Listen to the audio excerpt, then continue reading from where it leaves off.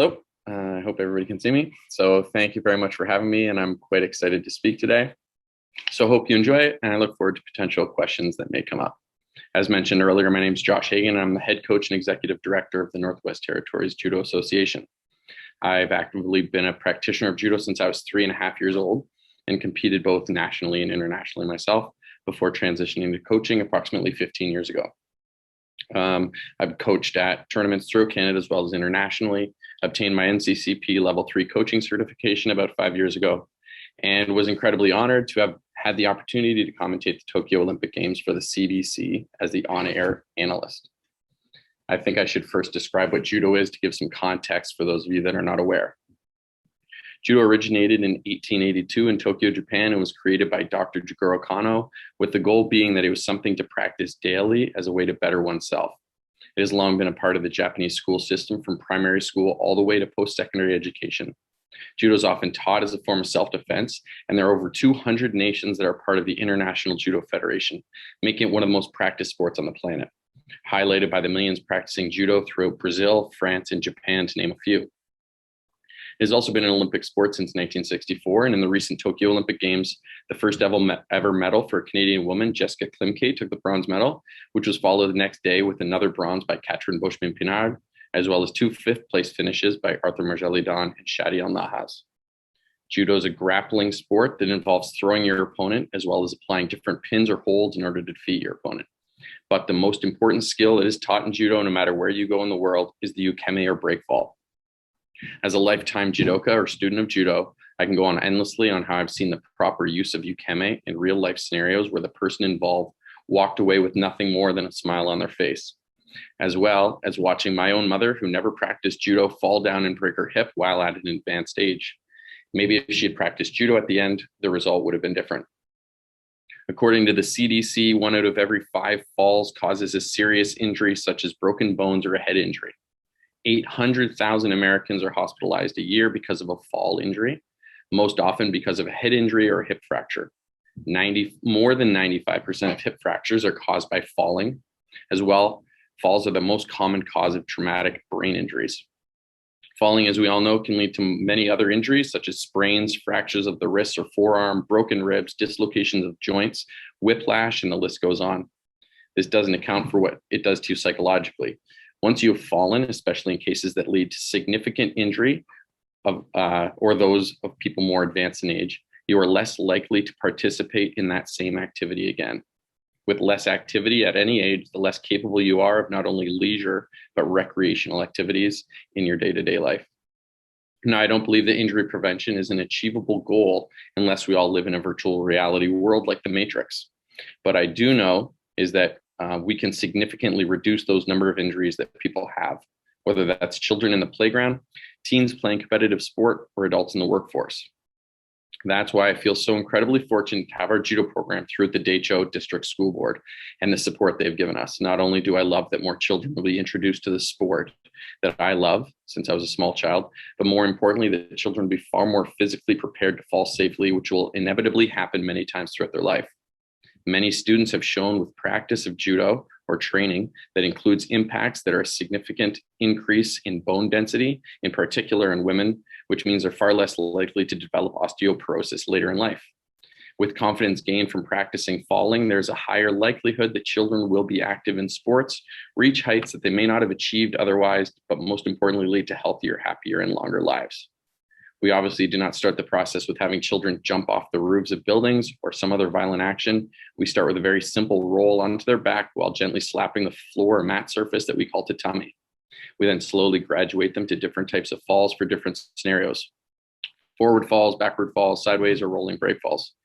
As we slowly graduate them to learning to do so from greater heights and at greater speeds, we remind our students what the most important part of judo is: the ukemi or break fall, as well as what is the most important aspect of the break fall, which is protecting your head. So I'm gonna do something for you here. Hopefully the video and you can see me well. I'm just gonna sit on the floor to show that we can do this anywhere. And I'm gonna show you guys a back break fall. And it would be fantastic if people want to join me. And the best part about it is because of the scenario we're setting up with the cameras, no one has to see you do it. So it's not too embarrassing if you feel awkward doing it, but I'll show you what it looks like. So I'm just going to go over a back break fall today. So what we want to do, and this is how we teach it from the beginning, is we want to sit in this scenario, back's nice and straight. And again, the most important part is that we protect our head. So I'm going to sit up nice and tall and tuck my chin, sort of like I want to hold a piece of paper here. And how I often describe it to children is everyone knows what an airplane looks like. We put our arms like this. If we put our arms closer to our body like this, then it looks more like a fighter jet. So we want to put our arms in a fighter jet type position. And all that we're going to do is tuck our heads and slowly at our own pace roll back. When our lower back hits the ground just above our pant line, that's when we're going to make contact with the ground with our arms. So I tuck my head, roll back nice and easy, and lightly slap the floor as my legs come up. So I'll do that one more time. Tuck my chin, slowly roll back, slap the ground with my arms. And that right there is a Yushido Yukeme, or back break fall. Super easy, really quick to learn. Obviously, if you did it or watched or figured that you could do it, it's a very quick technique to learn. So my goal is that we achieve all of that in a fun and interactive way. It's not good enough for them to regularly practice how to fall. As I like to say, practice makes permanent. We want to ensure that they do so correctly and with enough regularity that the action of performing a break fall becomes a subconscious one, as well as building up enough physical strength that they're capable of performing it even under the most dangerous conditions. Furthermore, living in the Northwest Territories with such common ice conditions, the likelihood of falling may be higher than anywhere else in the country. So I can't think of a population base that could benefit from it more. I strongly believe knowing how to fall is a key component that is often overlooked in terms of being physically literate. Our program in the DHO started in the fall of 2020, which is right in the middle of the COVID-19 global pandemic, and that's presented us with some logistical challenges. So the potential end approaching is a very welcome sign, sort of like a light at the end of the tunnel. We've not been able to travel at times, and for a large amount of time, we were unable to teach judo at all. With that being said, over 400 students have had access to our program and have shown great enthusiasm for the program. While some of the skill development as well as interaction with children throughout the region has been delayed by this, I'm incredibly proud of the progress that has been made, as well as the potential of an increase in my own personal involvement in the day-to-day operation of the program going forward. That's something that I'm quite excited about. As mentioned by other speakers, motivation is a huge factor in continuing on the journey of physical literacy, as well as being more physically active in general. I hope to not only present opportunities for students that are interested in moving forward with the sport of judo to a competitive or even high level of achievement, but also to help stoke the flames when the interest is shown. Athletes from small and isolated communities have reached the greatest heights in sports. From Fort Good Hope, you have Antoine Mountain winning the Tom Longboat Award. That's the best Indigenous athlete in the country. To the Inuvic's Firth sisters' incredible legacy as Olympic athletes. I believe that hearing stories of people in similar situations achieving success can be an incredibly powerful message for up and coming generations. I was fortunate enough to meet with and talk to Antoine Mountain on multiple occasions. He was born the same year as my father and is a residential school survivor. He spoke to me about how skiing provided him with an escape. He spoke about while competing in Canada Winter Games, that it was too warm with his winter coat on. So in February in Quebec City, how the team raced in only their t-shirts and how this garnered them a large following of fans from other provinces in awe of their ability to deal with the cold. And he spoke about sports' abilities to connect people from all walks of life.